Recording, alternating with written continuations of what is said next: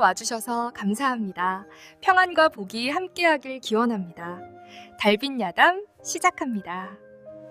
충청도 예산 땅 지리산 자락에 자리 잡은 작은 마을. 그곳에 장무식이라는 나무꾼이 살았습니다. 25 나이, 홍기가 한참 지났건만 장가도 못 간 총각이었습니다. 저기 바보 무식이 온다. 아이들이 손가락질하며 제잘거렸습니다. 장무식은 그저 해맑게 웃으며 손을 흔들어 보였습니다. 7살 때 걸린 열병 때문이었습니다. 고열로 사흘 밤낮을 앓고 난 뒤 말이 느려지고 행동이 둔해졌습니다. 저 바보가 오늘도 나무를 헐값에 팔았구만. 장신의 영감이 반값에 가져갔다더군. 원래 바보는 속이기 쉬운 법이지. 장터 아낙네들의 수군거림이 들렸지만 장무식은 개의치 않았습니다. 돈을 적게 받았어도 그 나무로 장씨 영감이 추운 겨울을 날 수 있다면 그것으로 충분했습니다. 그의 집은 마을 끝자락 산기슭에 홀로 서 있었습니다. 아버지가 손수 지은 초가집이었습니다.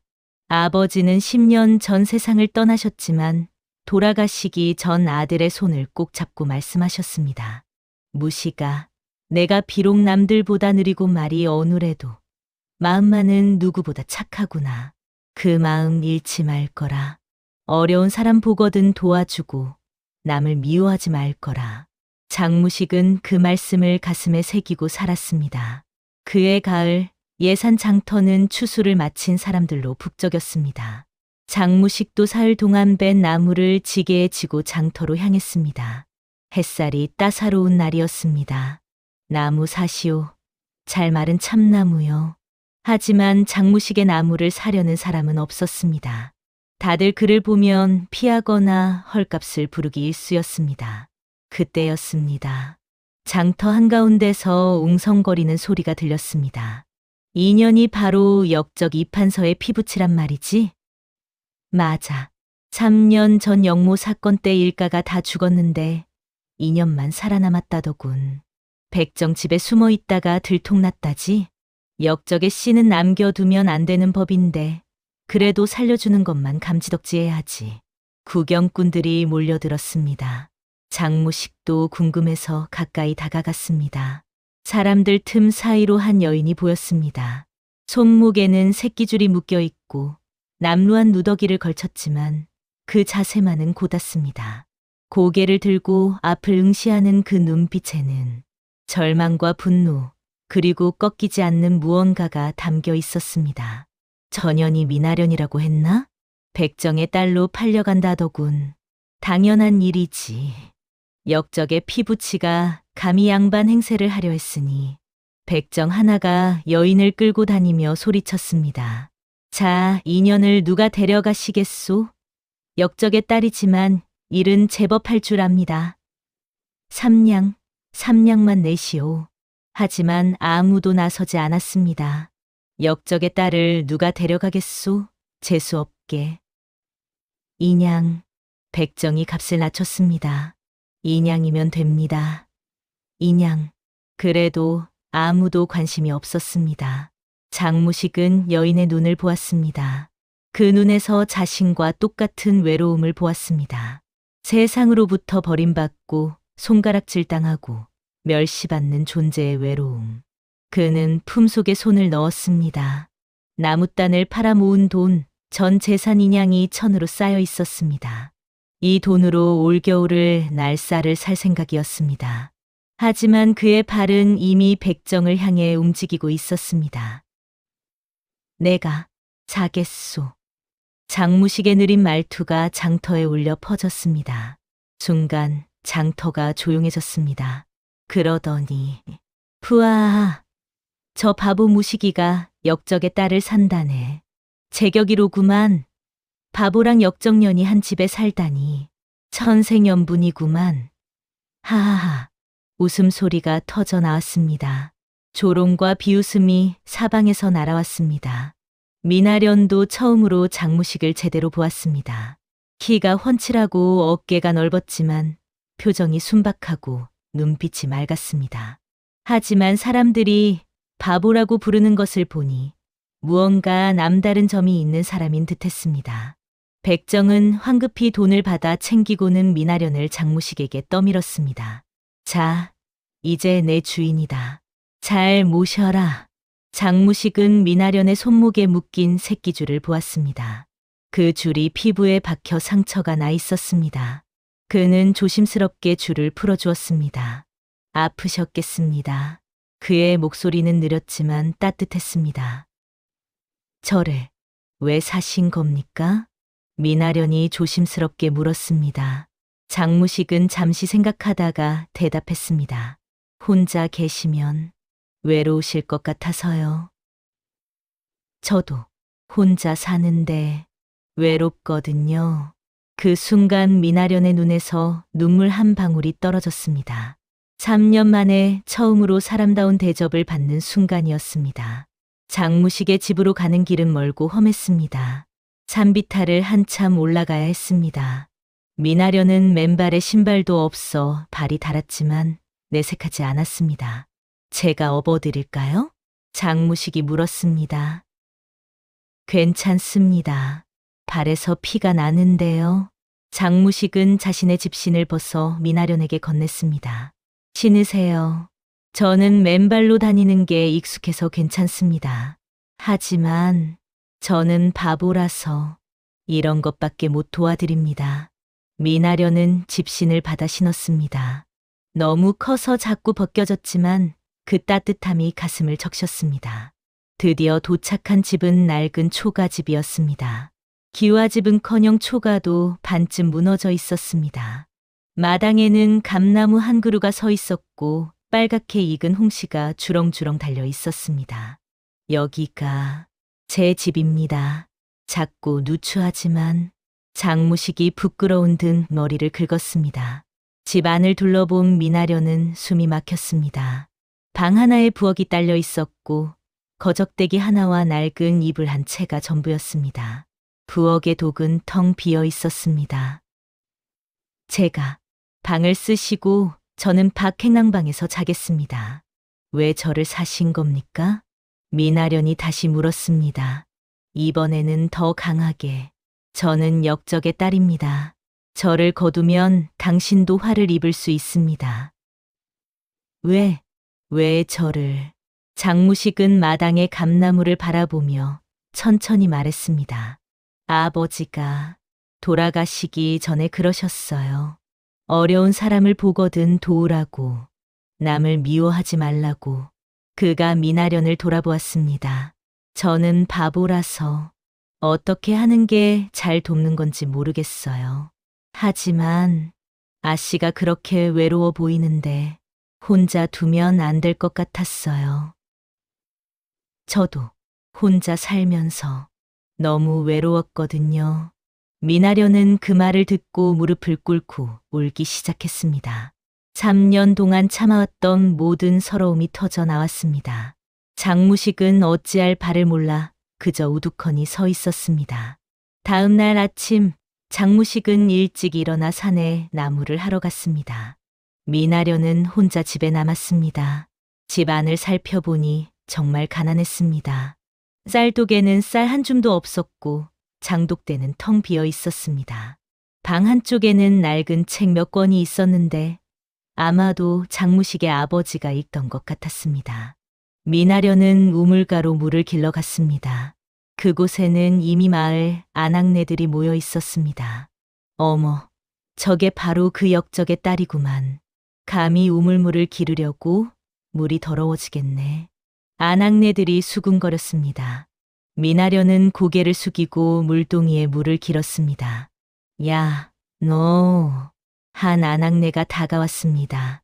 내가 그 역적 이판서의 딸이지. 내 아비가 영모를 꾸미는 바람에 얼마나 많은 사람이 죽었는지 아느냐?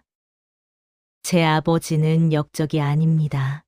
미나련이 작게 말했습니다. 뭐? 인연이 지금? 철썩 뺨을 맞았습니다. 미나련은 비틀거렸지만 넘어지지 않았습니다. 역적의 딸 주제에 말대꾸를 해? 바보 무시기가 불쌍해서 거둬줬는데 감히. 미나련은 아무 말도 하지 않고 물동이를 들었습니다. 뺨이 화끈거렸지만 이런 일은 지난 3년 동안 수없이 겪은 일이었습니다. 집으로 돌아오는 길, 아이들이 돌을 던졌습니다. 역정년, 역정년. 미나려는 황급히 돌을 피하며 집으로 뛰어갔습니다. 저녁 무렵 장무식이 돌아왔습니다. 등에는 나무찜이 가득했고 얼굴에는 땀이 흘렀습니다. 아씨, 제가 왔습니다. 그는 미나련의 부은 뺨을 보고 깜짝 놀랐습니다. 어떻게 된 겁니까? 아무것도 아닙니다. 누가 때린 겁니까? 장무식의 목소리가 조금 떨렸습니다. 화가 난 것 같았습니다. 신경 쓰지 마십시오. 이런 일은 익숙합니다. 미나련이 쓸쓸하게 웃었습니다. 장무식은 한참을 말없이 서 있다가 마당으로 나가더니 감나무에 올라갔습니다. 그리고 가장 빨갛고 잘 익은 홍시 3개를 땄습니다. 드세요. 시원하고 달아서 기분이 좋아질 거예요.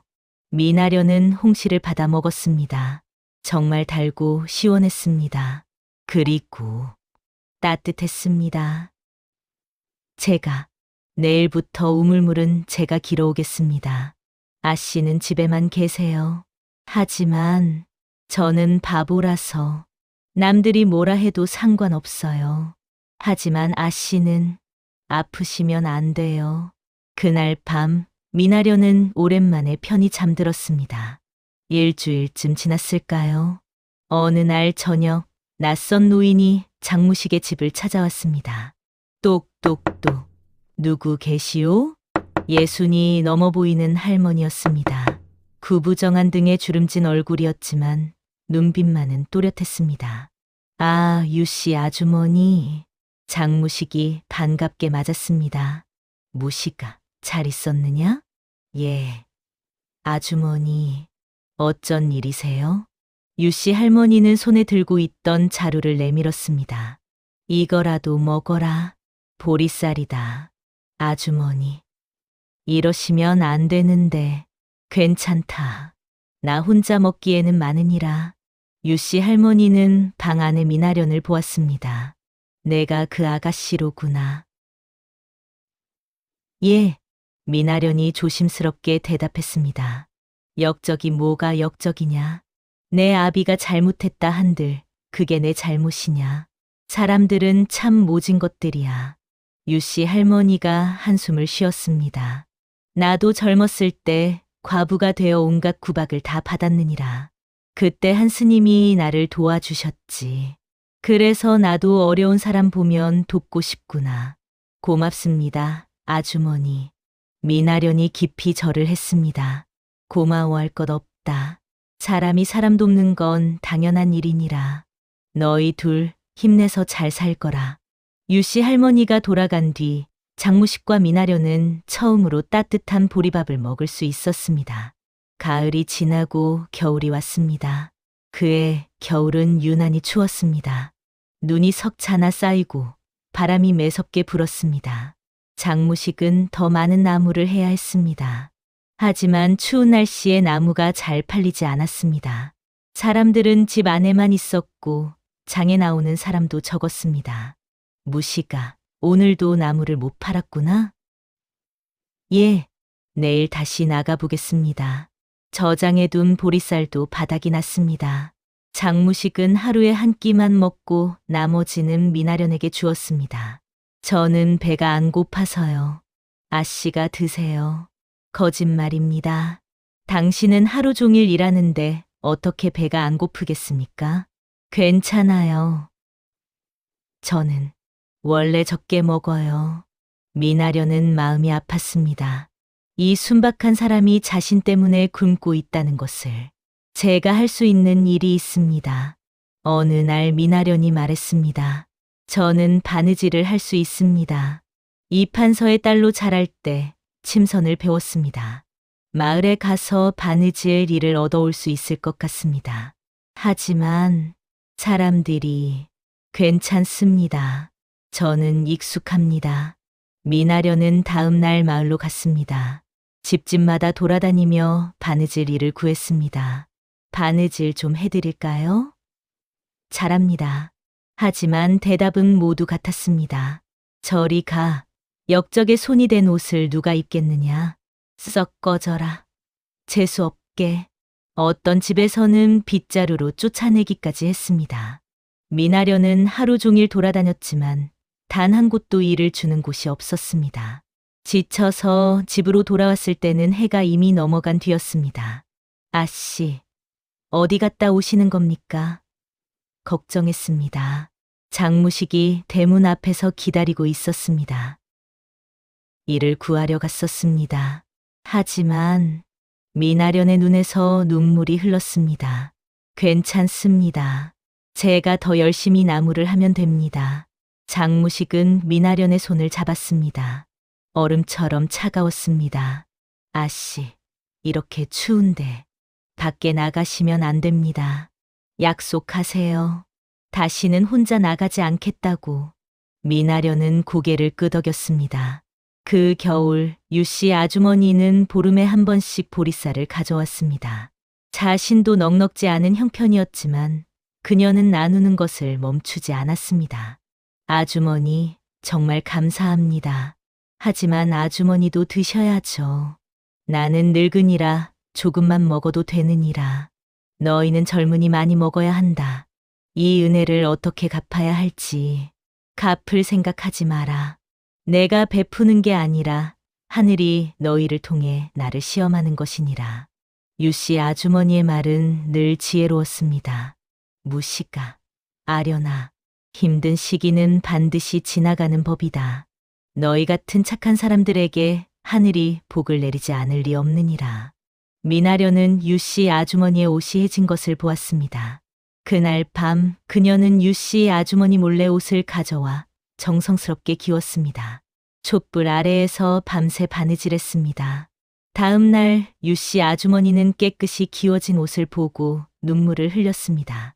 이 은혜로운 것들, 하늘이 정녕 너희를 지켜주실 게다. 긴 겨울이 지나고 봄이 왔습니다. 눈이 녹고 산에 풀이 돋았습니다. 장무식과 미나련은 함께 산나무를 뜯으러 다녔습니다. 아씨, 이게 고사리입니다. 데쳐서 먹으면 맛있어요. 이건 냉이네요.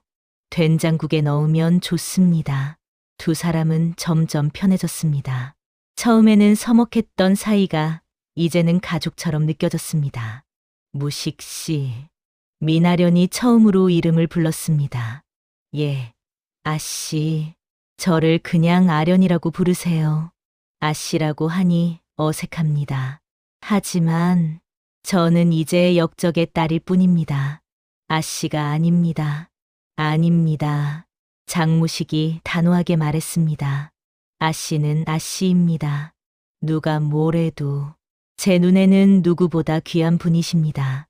미나련은 가슴이 뭉클했습니다. 이 순박한 사람이 자신을 이렇게 귀하게 여겨준다는 것이. 어느 날 저녁 장무식은 장터에서 처음으로 나무를 제값에 팔았습니다. 한양에서 온 상인이 좋은 값을 주었던 것입니다. 아련아 씨, 오늘 큰일 났어요. 장무식이 들뜬 목소리로 외쳤습니다.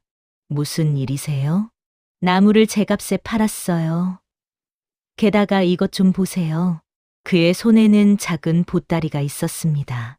안에는 흰쌀 2대와 북어 몇 마리가 들어 있었습니다. 오늘은 잘 먹을 수 있어요. 그날 저녁 두 사람은 오랜만에 흰쌀밥과 북어국을 먹었습니다. 감나무 아래 앉아서 이렇게 행복해도 되는 걸까요?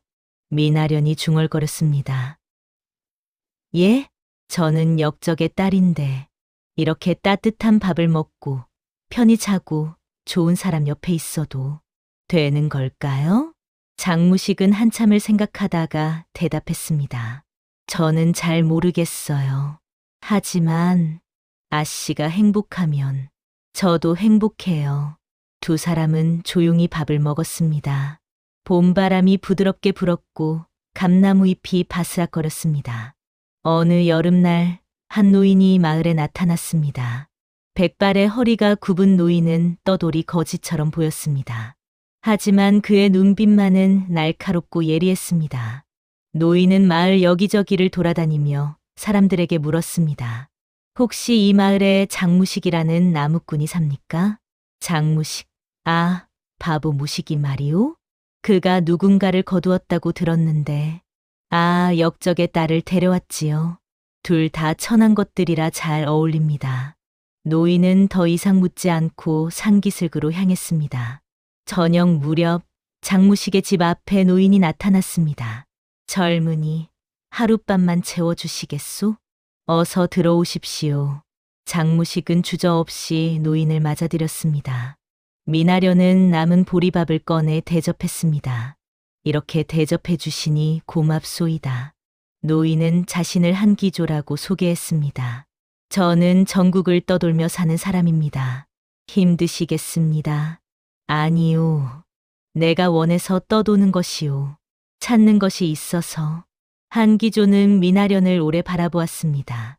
미나련은 그 시선이 불편했지만 예의상 고개를 숙였습니다. 한기조는 사흘을 머물렀습니다. 그는 낮에는 마을을 돌아다니고 밤에는 장무식과 이야기를 나누었습니다. 사흘째 되는 날 밤, 한기조가 진지한 표정으로 말했습니다. 이제 진실을 말씀드려야겠습니다.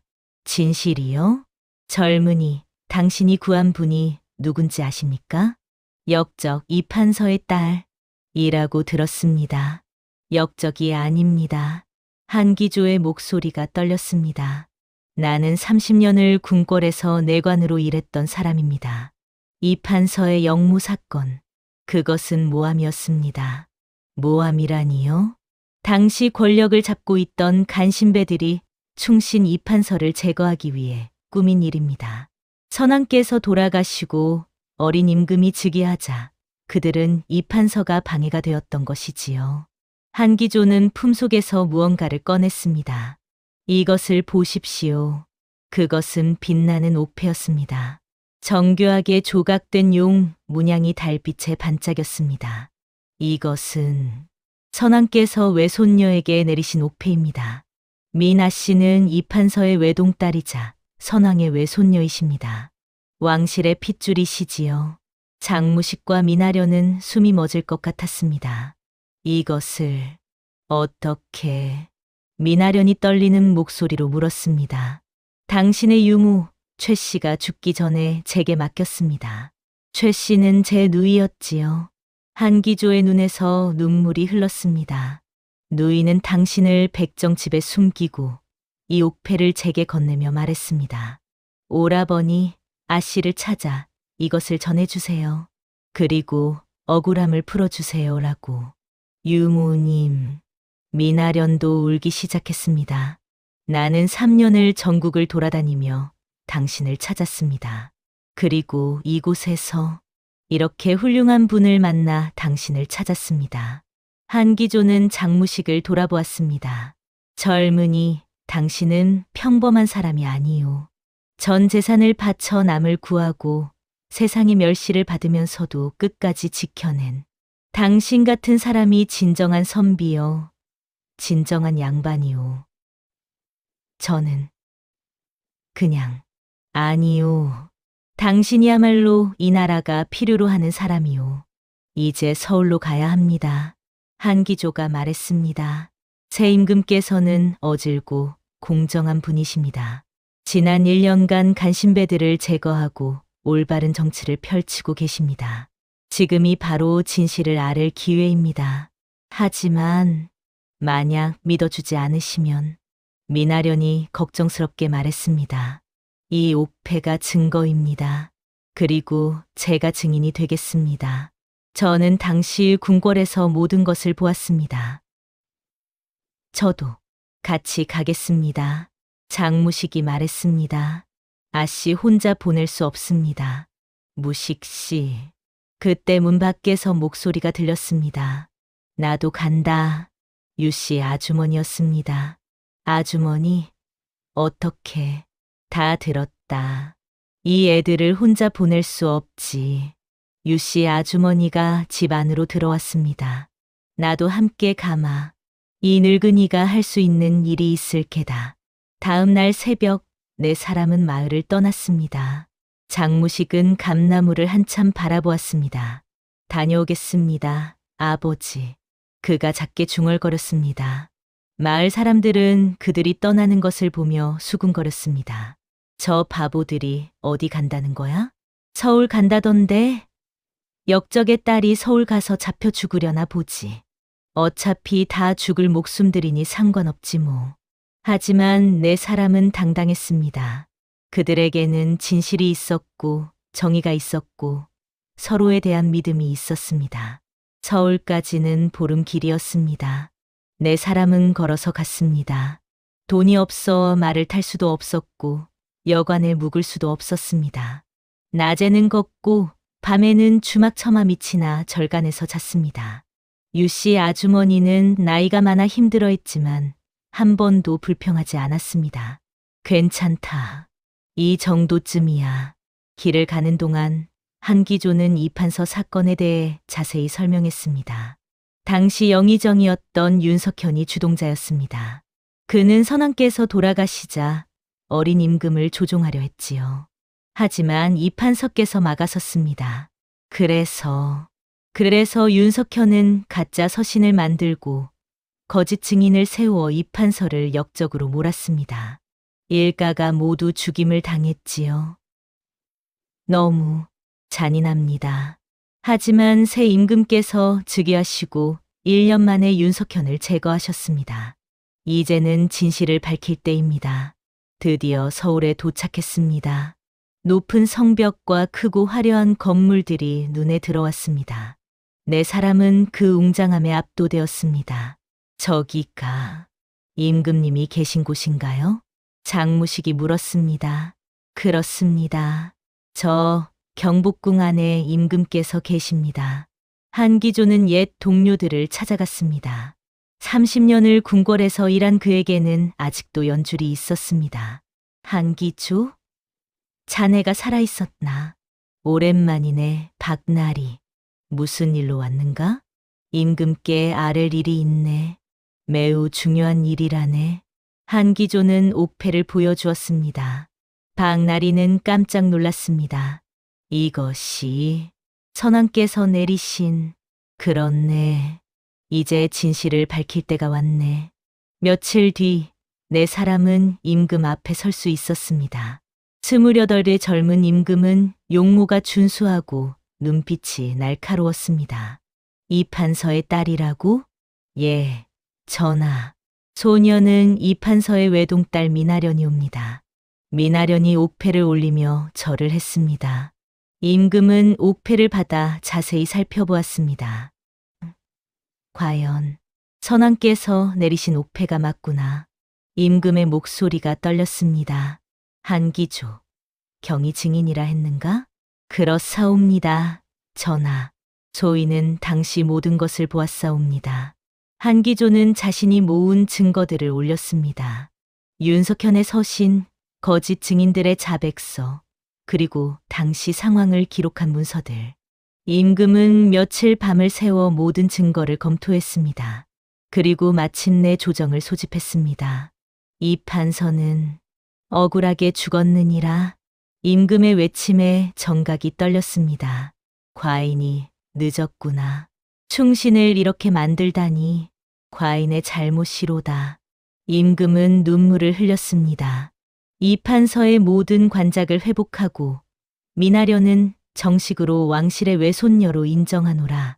그리고 임금이 장무식을 바라보았습니다. 저 젊은이가 누구냐? 아래옥기 황송하오나 충청도 예산에 사는 나무꾼 장무식이옵니다. 한기조가 대답했습니다. 이 자가 역적의 딸이라 멸시받던 미나 씨를 전 재산 인양을 들여 구하고 1년 넘게 정성껏 모셨다고 하옵니다. 온 마을이 그들을 멸시할 때도 이 자는 흔들리지 않았다 하옵니다. 전 재산이 인양이라 임금이 되뇌었습니다. 그리고 장무식을 물끄러미 바라보았습니다.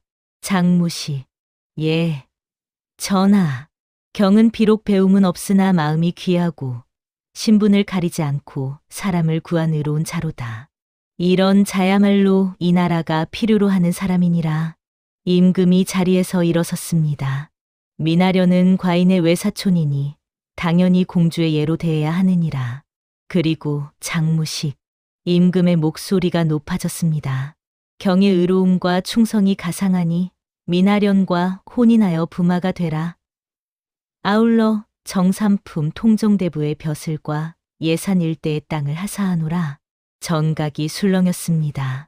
나무꾼이 하루아침에 부마이자 고위 관료가 되는 일은 전무후무했습니다. 황공하옵니다. 전하. 장무식이 엎드려 절을 올렸습니다. 그의 눈에서도 눈물이 흘렀습니다. 유씨. 임금이 유씨 아주머니를 불렀습니다. 예, 전하. 유씨 아주머니가 떨리는 목소리로 대답했습니다. 경은 과부의 몸으로 어렵게 살면서도 의로움을 저버리지 않고 어려운 이들을 도왔다 하였느니라. 그 공덕이 하늘에 닿았느니라. 임금이 크게 선언했습니다. 유씨에게 정경 부인의 품계를 내리고 전답 20마지기와 집 한 채를 하사하노라. 또한 쌀 300석과 은자 500냥을 내리고 경의 자손 대대로 과거에 응시할 자격을 주노라. 유씨 아주머니는 그 자리에서 기절할 뻔했습니다. 장무식이 황급히 부축했습니다. 황공하옵니다. 전하. 소녀는 다만 사람의 도리를 했을 뿐이옵니다. 그 사람의 도리를 지키는 것이 얼마나 어려운지 과인이 아느니라. 임금의 목소리가 부드러워졌습니다. 경의 선행을 만백성의 모범으로 삼고자 하노라. 어려울 때 서로 돕는 것, 그것이 백성들이 가져야 할 마음이니라.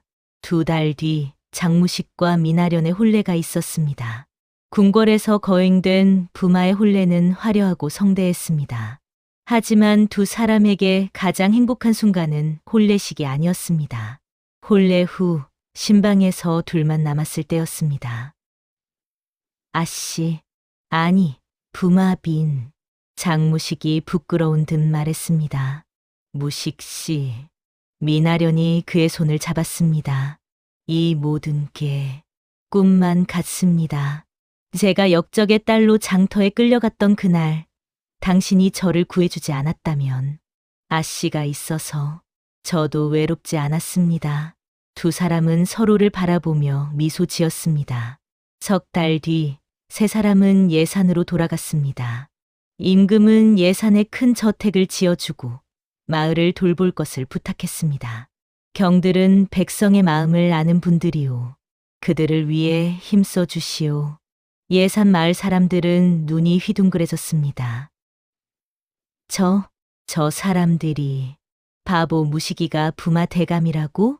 역적의 딸이 공주 마마시라고? 유씨가 정경 부인이라니. 마을 입구에는 큰 가마와 수십 명의 호위 무사들이 있었습니다. 그리고 그 가운데 장무식이 서 있었습니다. 화려한 부마의 예복을 입고 여러분, 장무식이 마을 사람들에게 말했습니다. 저희가 돌아왔습니다. 이곳이 저희의 고향이니까요. 마을 사람들은 부끄러워 고개를 들 수 없었습니다. 한때 바보라고 멸시하고 역적의 딸이라고 손가락질했던 사람들이 이제는 하늘같이 높은 분들이 되어 돌아온 것입니다. 부마, 대감, 저희가 얼마나 잘못했습니까? 한때 장무식을 가장 심하게 놀리던 사람이 무릎을 꿇었습니다. 부디 저희를 용서해 주십시오. 장무식은 그 사람을 일으켜 세웠습니다. 용서할 것이 무엇이 있겠습니까? 우리 모두 사람일 뿐입니다. 과거는 지나갔고 이제 함께 잘 살아가면 되지 않겠습니까? 장무식과 미나련은 마을에 서당을 짓고 가난한 아이들에게 무료로 공부를 가르쳤습니다. 양반 자제뿐 아니라 상놈의 자식들도 받아들였습니다. 배움의 신분이 어디 있겠습니까? 누구나 배울 수 있어야 합니다. 미나련의 말에 마을 사람들은 감동했습니다. 유씨 아주머니는 과부들과 홀로 사는 노인들을 돌보는 집을 만들었습니다. 자신이 겪었던 외로움을 다른 사람들은 겪지 않기를 바라는 마음에서였습니다. 받으시오. 나누는 기쁨은 변하지 않았소이다. 유씨 아주머니는 옛날처럼 사람들에게 쌀과 반찬을 나누어 주었습니다. 이제는 보리쌀이 아니라 흰쌀이었지만 나누는 마음은 똑같았습니다. 마을 사람들은 점점 변화했습니다. 한때 멸시하고 비웃었던 자신들을 이렇게 따뜻하게 대해주는 것을 보며 진정한 귀함이 무엇인지 깨달았습니다. 세월이 흘러 장무식과 미나련 사이에는 아들 셋, 딸 둘이 태어났습니다. 유씨 아주머니는 80이 넘도록 건강하게 지내며 마을의 할머니로 모든 이의 존경을 받았습니다. 어느 가을날 장무식의 옛집 앞 감나무에 다시 홍시가 주렁주렁 열렸습니다. 장무식은 아이들을 데리고 그곳에 갔습니다. 얘들아, 이 나무를 보거라. 예, 아버지. 이 나무는 너희 할아버지께서 심으신 거란다. 그리고 이 나무 아래에서 아버지는 너희 어머니를 처음 데려왔지. 아이들이 눈을 반짝였습니다. 정말요? 어떻게요? 너희 어머니는 공주님이시지만 한때는 역적의 딸로 멸시받으셨단다. 아버지는 바보 나무꾼이었고, 그런데 어떻게 결혼하신 거예요? 마음이란다. 신분이 아니라 마음이 귀한 것이란다. 미나련이 다가와 남편의 손을 잡았습니다. 아이들아, 세상은 때로 불공평하고 잔인하단다. 하지만 선한 마음을 가지고 남을 도우면 하늘이 반드시 지켜보고 계신단다. 유씨 아주머니가 지팡이를 짚고 다가왔습니다. 그렇단다, 얘들아. 너희 아버지처럼 바보라 불려도 의로운 일을 하고 너희 어머니처럼 고난 속에서도 품위를 잃지 않고 이 할미처럼 어려운 사람을 돕는 것. 그것이 진정 귀한 사람이 되는 길이란다. 그로부터 수십 년이 지났습니다. 장무식과 미나련의 이야기는 전국에 전해졌습니다. 사람들은 이 이야기를 인양의 기적이라고 불렀습니다. 단 인양으로 시작된 선행이 어떻게 한 사람의 인생을, 나아가 온 마을을, 그리고 많은 사람들의 마음을 변화시켰는지. 예산 마을에는 큰 비석이 세워졌습니다. 그 비석에는 이렇게 새겨져 있었습니다. 신분이 귀한 것이 아니라 마음이 귀하고 선한 행동은 반드시 복으로 돌아온다. 바보라 불려도 의로운 일을 행하고 역적의 딸이라 불려도 품위를 잃지 말지어다. 이것이 장무식 부마와 미나련 공주 그리고 유씨 정경 부인이 우리에게 남긴 교훈이로다. 해마다 가을이면 그 감나무에는 여전히 붉은 홍시가 주렁주렁 열렸습니다. 그리고 마을 아이들은 그 감을 따먹으며 이야기를 들었습니다. 전 재산 인양으로 시작된 기적의 이야기를, 바보라 불리던 나무꾼이 부마가 된 이야기를, 역적의 딸이 공주가 된 이야기를, 그리고 가난한 과부가 정경 부인이 된 이야기를. 감나무 아래에서는 오늘도 아이들의 웃음소리가 들립니다. 그 웃음소리는 가을바람에 실려 온 마을에, 온 나라에, 그리고 우리의 가슴 속에 영원히 울려 퍼집니다. 여기는 달빛 야담이었습니다. 끝까지 함께 해주셔서 고맙습니다. 다음 이야기에서 또 만나요. 구독과 좋아요는 큰 힘이 됩니다.